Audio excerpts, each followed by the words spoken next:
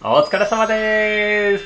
料理研究家ひろさんキッチンです。今日はですね、チャーハンの素にごま油を足してさらに美味しくパラパラになるレシピです。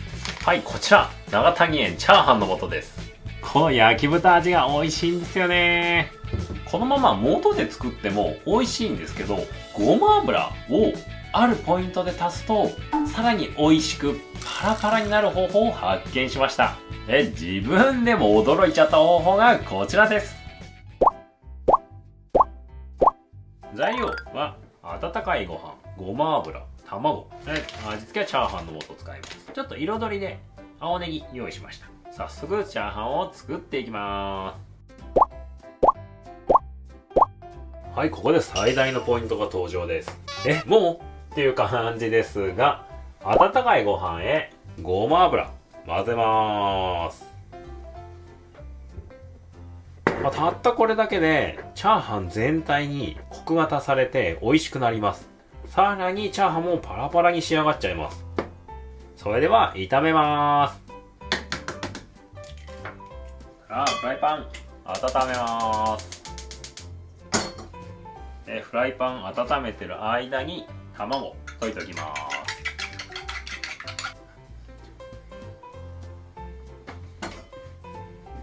フライパンが温まったら、はい、ここ香りごま油足します。これ少しです。卵炒める分の油だけ入れます。で、温まったところで卵炒めていきます。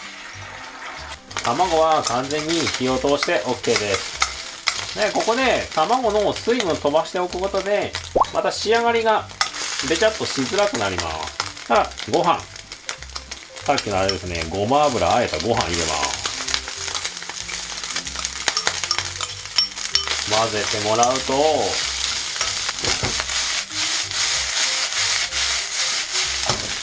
パラパラになってきてる感じ伝わりますでしょうか。ではこう塊を潰しながら炒めていきます。チャーハンの素、ネギ入れて混ぜます。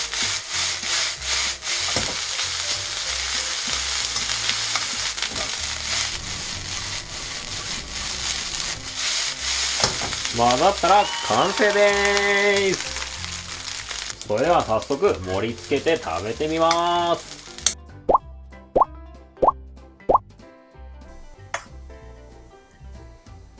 香りも実はすごい今いい香りがしてます。はい、完成しました。実食します。いただきます。うめえ昨日食べ比べたんですけど、ごま油入れたバージョンの方が3倍ぐらい美味しいです。なんだろうな、香りが中華屋さんの味なんていうのかな、うまいです。うめえ。いかがだったでしょうか。チャーハンの素にチャーハンの素で作ったチャーハンチャーハンの素で作るチャーハンをさらにパラパラに美味しくする方法はごま油です。マジでってびっくりするぐらい美味しくなっちゃうんで、ぜひお試しください。それではまた次の動画でお会いしましょう。